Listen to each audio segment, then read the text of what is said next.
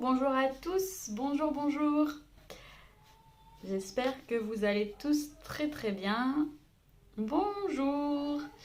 On est jeudi et comme chaque jeudi à midi, on est en direct sur une séance de questions-réponses sans tabou, en toute transparence, sur les troubles du neurodéveloppement à tous les âges de la vie, ainsi que sur les questions du psychologue clinicien en libéral en tant qu'entrepreneur.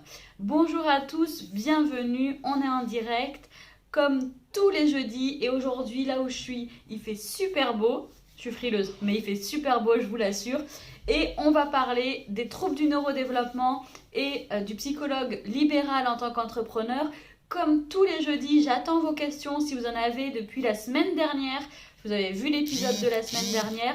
Vous pouvez avoir des questions sur l'épisode précédent ou alors des questions qui vous sont venues au cours de la semaine. Bonjour à tous, salut Johanna.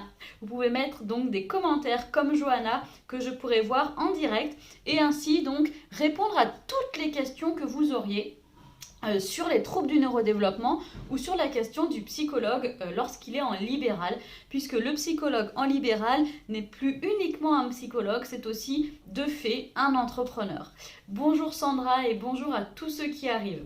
Donc de quoi est-ce que vous voulez qu'on discute aujourd'hui? Vous êtes un petit peu les guides, les acteurs de ce live, hein, comme tous les jeudis. C'est vous qui, en posant les questions, en commentant grâce à votre clavier et à l'icône commentaire en bas de votre écran, vous pouvez aussi contribuer à rendre ce live plus riche. Je me fie à tout ce que vous écrivez et que je vois défiler sur mon écran. Bonjour à tous ceux qui arrivent, bienvenue, merci d'être au rendez-vous. Alors, ce matin, en attendant que vous posiez vos questions et que vous preniez votre clavier, je vais vous raconter un petit peu la matinée puisque j'ai adoré cette matinée. J'ai travaillé sur mon bouquin. Voilà, j'ai eu la relecture, donc Jacques Grégoire est mon relecteur chez Mardaga. Et donc il m'a renvoyé sa synthèse de ses recommandations, de ce qu'il souhaite que je modifie, de ce qu'il trouve aussi très bien, parce que c'est très agréable d'avoir aussi du renforcement dans ses commentaires. Et le principal, disons, problème, ou plutôt la chose à travailler vraiment de manière assez intense, c'est une question surtout de structuration de l'ouvrage. Je suis assez contente parce qu'il n'a pas relevé de problématiques sur le fond, sur le contenu. Il ne m'a pas retopé sur par exemple la revue de littérature ou sur les questions cliniques que j'aborde largement dans ce livre, donc qui je vous le rappelle traite des troubles, du diagnostic des troubles du neurodéveloppement chez l'adulte. Et donc ce matin, je me suis posée enfin pour reprendre les commentaires qu'il m'avait proposés, reprendre mon bouquin, le sommaire et restructurer. Ce travail de restructuration est ultra intéressant et je suis entièrement d'accord avec les remarques qui m'ont été proposées par Jacques Grégoire. Et du coup, c'était un vrai plaisir de restructurer. Ça m'a permis de me rendre compte et d'avoir le plaisir de donner encore plus de sens au livre et d'essayer de me mettre à la place des personnes qui pourraient le lire pour être sûre d'être au plus près d'une meilleure compréhension. Alors, bonjour Claire. Johanna, petite question. Sûrement pas bête, si tu te la poses, probablement qu'il y en a plein qui se la posent, il n'y a aucun souci. Dans le cadre de tes révisions, tu as écouté une vidéo dans laquelle un chercheur disait que la schizophrénie était un trouble du neurodéveloppement et cela m'a interpellée car je ne l'avais jamais entendu. Confirmes-tu cela ou est-ce une erreur dans la réponse rapide du chercheur? Ok, alors à l'heure actuelle, selon la classification du DSM-5, la schizophrénie, ou plus précisément les troubles du spectre de la schizophrénie, ne sont pas classés dans la catégorie troubles du neurodéveloppement. D'accord? Donc, dans le DSM, on va avoir des grandes catégories. Par exemple, troubles du neurodéveloppement. Autre exemple, troubles du spectre de la schizophrénie. D'accord? Et dans troubles du spectre de la schizophrénie, vous allez trouver d'autres, entre guillemets, des sous-troubles de cette catégorie plus générale. D'accord? Par exemple, les délires. Par exemple, je ne l'ai pas en tête par cœur celui-là, mais par exemple, les délires. Je vais m'arrêter là pour ne pas dire de bêtises et justement, si tu es en révision, pour ne pas te faire mémoriser n'importe quoi. Voilà. Mais à l'heure actuelle, il n'y a pas le trouble du spectre de la schizophrénie ou la schizophrénie dans les troubles du neurodéveloppement. Je dis bien à l'heure actuelle parce que la recherche avance et on est de plus en plus sur des questions, des questionnements au sujet d'un spectre des troubles du neurodéveloppement, intégrant certains troubles en santé mentale comme la schizophrénie. Et donc, probablement que ça va bouger. Voilà. Après, il faudra vraiment faire la différence entre un chercheur qui, comme tu l'as bien dit, répond un petit peu vite et puis voilà, fait des petites erreurs comme ça, tandis que dans le fond et dans son travail habituel, il est vraiment très précis, très carré. Ça nous arrive à tous de faire des petites erreurs verbales. Je dis pas que c'est excusable, ça reste des erreurs, on essaye d'en faire le moins possible, mais voilà, il y a un petit peu ces deux types d'erreurs que l'on peut faire.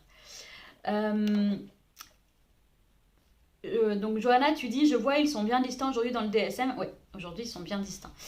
Donc après, par contre, si on veut aller plus loin, il ne faut pas faire l'erreur par rapport aux anciennes classifications où il y avait ce retrait autistique qui était dans les critères de la schizophrénie. Je vous renvoie à Bleuler, où voilà, c'était les prémices, les débuts de ces catégorisations, de ces structurations symptomatiques avec des troubles, où là, il y avait le repli autistique, le retrait, la schizophrénie d'après adaptée chez l'enfant, mais tout ça a évolué. D'accord? Donc ça, par contre, ce que je viens de dire, ce n'est plus du tout valable. C'est à titre historique qu'on peut le connaître.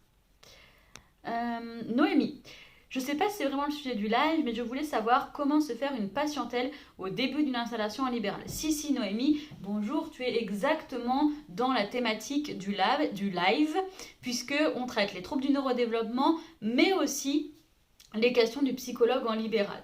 Alors, j'ai plusieurs indications pour toi, Noémie. Déjà, il y a des vidéos qui sont déjà prêtes, déjà faites et qui sont très récentes, qui datent de cette année, au sujet de comment améliorer, augmenter sa patientèle. D'accord? Donc là, je te renvoie sur la chaîne YouTube de Genepsy, mais je te mettrai aussi le lien de la vidéo de Ethan, qui est la personne qui nous accompagne au niveau marketing et communication, qui fait partie de l'équipe de marketing et communication de Genepsy. Donc Ethan a fait une vidéo spécialement pour Genepsy sur le sujet de comment créer sa patientèle quand on commence, ou si on est déjà en place, comment mieux structurer sa patientèle ou l'augmenter si on n'a pas assez de patients. Donc ça, c'est la vidéo d'Ethan. Je mettrai le lien tout à l'heure dans l'après-midi en commentaire. Ensuite, il y a les webinaires gratuits au sujet du psychologue en tant qu'entrepreneur. Et donc, dans ces webinaires gratuits, on traite plusieurs thématiques, et notamment cette thématique de la patientèle, son patient idéal, comment sur la question de la spécificité de sa clinique ou pas. Donc là, ce sont des lives gratuits avec des replays gratuits. Et de la même manière, je mettrai le lien en commentaire dans les heures qui suivent le live. Mais tu peux aussi retrouver, si tu veux que ce soit plus rapide, sur la page Facebook, il y a des posts où il y a marqué les replays de Genepsy. Voilà. Et là, tu verras, on aborde plusieurs thématiques. Il y a 11 webinaires cette année en 2021 spécifiquement sur le psychologue en libéral. Je te renvoie vers ces vidéos parce que je pense que c'est pas la peine que j'en reparle ou que je redétaille tout ici, il y a tellement à dire vu qu'il y a déjà des vidéos très récentes qui existent. N'hésite pas cependant à remettre un commentaire si tu veux que je sois peut-être plus précise tout de même sur un point. Alors, je peux quand même être plus précise en attendant de voir ce que tu me dis en commentaire. C'est que pour moi, avant de se poser la question de comment augmenter ou se créer une patientèle, il faut savoir qui est notre patientèle. C'est-à-dire que psychologue, c'est un métier qui est ultra large. Alors, clinicien, pour entre guillemets sortir les psychologues du travail, ce qui sera encore plus large. Mais dans les psychologues cliniciens, il y a vraiment beaucoup de possibilités de patientèle diverses et variées, rien qu'en considérant l'âge, et ou le type de trouble, d'accord? D'ailleurs, il y a aussi des personnes qui sont psychologues et qui ne vont pas travailler spécifiquement avec des gamins qui ont un trouble, mais qui vont avoir des difficultés, par exemple aussi. Donc il faut vraiment, je pense, travailler sur qui est son patient idéal, d'accord? Et ça, j'en parle dans le webinaire auquel je t'ai renvoyé, c'était Noémie. Johanna, tu dis oui, totalement, réponse rapide, ceux qui ont mis le doute. Ouais. Après, c'est toujours ce droit à l'erreur et les personnes qui s'expriment en public restent des personnes et sous réserve que habituellement elles ont un travail qui est de qualité. Voilà. Sophie, en pleine réorganisation planning suite à mon congé maternité, comment faire pour optimiser le temps de rédaction de compte-rendu qui me prend énormément de temps actuellement? Super question. Effectivement, le temps de compte-rendu, en général, les comptes-rendus des psychologues font minimum 8 pages. ce qui pour moi n'est plus du tout envisageable aujourd'hui puisque mes comptes rendus font grand maximum 4 pages tout compris. Et ça prend un temps énorme d'ailleurs. Ça prend un temps énorme et c'est un temps qu'on ne passe malheureusement pas du coup avec le patient qui en aurait plus besoin. Le compte rendu, à mon sens, souvent comprend trop de pages. Donc il y a un travail à faire sur la taille, le nombre de pages du compte rendu. On en parle aussi dans ces webinaires gratuits en replay aussi, vous pouvez les avoir, hein, les replays de Genepsy sur les publications. Donc comment optimiser son travail? Je pense que déjà ça passe par une réflexion encore une fois sur les patients qu'on veut recevoir, qui est-ce qu'on veut en face de nous.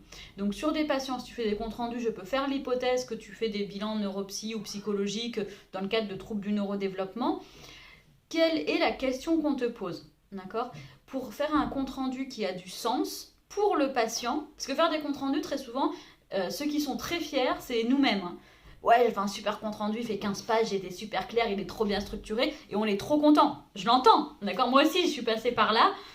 Et puis, finalement, oui, on est content, mais il ne sert strictement à rien. Ce compte rendu, il va être lu en diagonale par certains, d'autres vont aller directement à la conclusion, tandis que certains ne vont même pas le lire ou vous le trouvez trop incompréhensible dans certains cas. Et le compte rendu, finalement, devrait répondre clairement à la question qu'on nous pose. Et la question qu'on nous pose, elle doit être très précise. D'accord? Et cette question-là, elle se travaille lors de l'entretien initial. Ça, c'est dans les vidéos aussi, sur YouTube et sur les replays, gratuits toujours. Cette question de l'entretien initial est hyper importante, de savoir réaliser correctement et qualitativement un entretien initial. Dans l'entretien initial, vous allez devoir repérer les signes évocateurs des troubles pour lesquels vous êtes spécialisé. Donc d'où l'intérêt, tout est lié, hein, mais d'où l'intérêt de connaître son patient idéal pour pas, entre guillemets, attirer n'importe qui, d'accord, pour être sûr que ça rentre dans notre case compétences. Et puis vous allez aussi pouvoir savoir s'il y a des signes évocateurs, poser des hypothèses et savoir si vous avez les compétences pour répondre à cette demande-là. Déjà, si ça, c'est pas clair, derrière, le compte-rendu va être horrible puisque vous n'aurez pas une question de départ, une demande précise. Donc, vos hypothèses qu'on pose avant de commencer tout bilan ne seront pas précises ou alors vous ne serez pas assez formé, soit pour poser des hypothèses, soit pour y répondre. Et donc, forcément, le compte-rendu aura encore moins de sens et la rédaction en sera très péjorée. Du coup, le fait de connaître, de savoir vraiment à quelle question on doit répondre, ça va clairement rendre le compte-rendu beaucoup plus aéré, beaucoup plus précis et qui va droit au but.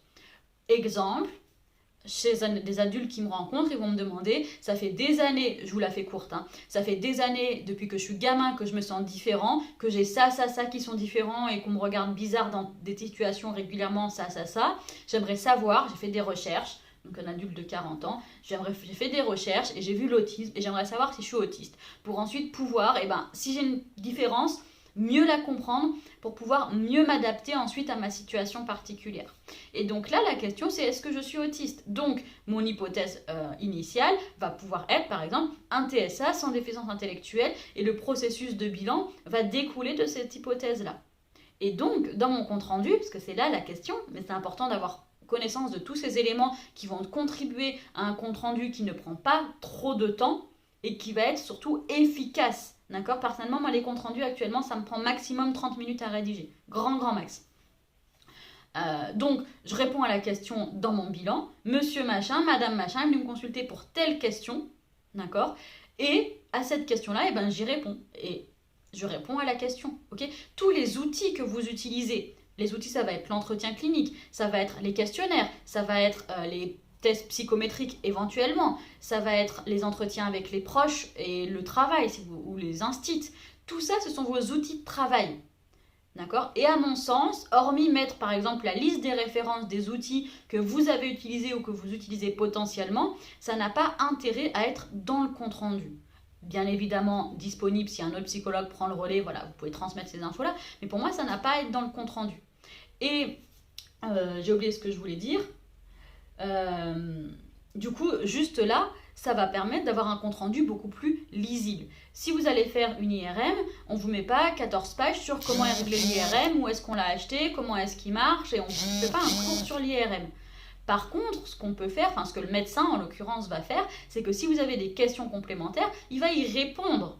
D'accord? Et ça, c'est notre boulot dans la restitution. C'est pour ça que la restitution, à mon sens, elle doit prendre minimum 2 heures dans le cadre d'un bilan. Parce qu'il y a beaucoup de choses à dire, les patients sont tous différents et il y a toujours des particularités à prendre le temps d'expliquer le diagnostic, les particularités, les forces, les faiblesses, comment ça se manifeste, parce qu'il y a autant un petit peu de personnes autistes que d'autisme, que de TDAH, que de personnes TDAH. Donc comment, à critères égal, la manifestation s'exprime chez cette personne. D'accord? Ça, il faut l'expliquer. Ça fait partie de la restitution qui est du coup ultra importante et 2 heures, c'est le minimum pour restituer. Allez. Tac.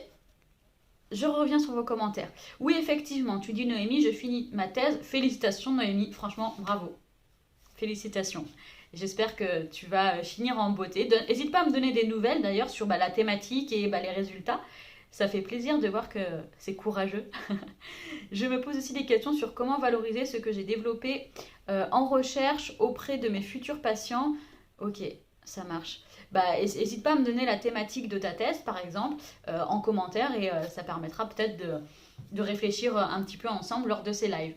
Eh bien, écoutez, je vous remercie beaucoup pour cette séance live. On se retrouve jeudi, d'accord, en direct à midi. Mais n'oubliez pas, il y a un webinaire où il y a déjà plus de 1000 inscrits sur comment repérer facilement le TDAH chez les enfants, les ados et les adultes, où je serai accompagnée de Sébastien Horard. D'accord, ça c'est au cours du mois d'avril, très prochainement. Il y a aussi un webinaire en collaboration avec les éditions Au Greffe sur les 3 questionnaires briefs. D'accord ? Donc, on va parler de ces questionnaires. Pareil, c'est gratuit aussi. Et puis, il y a évidemment le webinaire expert de ce mois-ci avec Géraldine Maigret qui nous parlera de la prématurité, une question ultra importante lorsqu'on reçoit des personnes dans le cadre notamment des troubles du neurodéveloppement. Donc 3 événements webinaires gratuits en live à ne pas rater ce mois-ci et puis toutes les autres informations, actualités sur la page Facebook, sur LinkedIn et n'oubliez pas maintenant tous les mardis, vous retrouvez Marion à 11h45 qui vous parle de tout ce que l'on produit afin que vous puissiez arriver à nous suivre. Parce que je sais que parfois, c'est peut-être pas facile. Très bonne après-midi, très bonne fin de semaine. Merci à tous et à très très vite.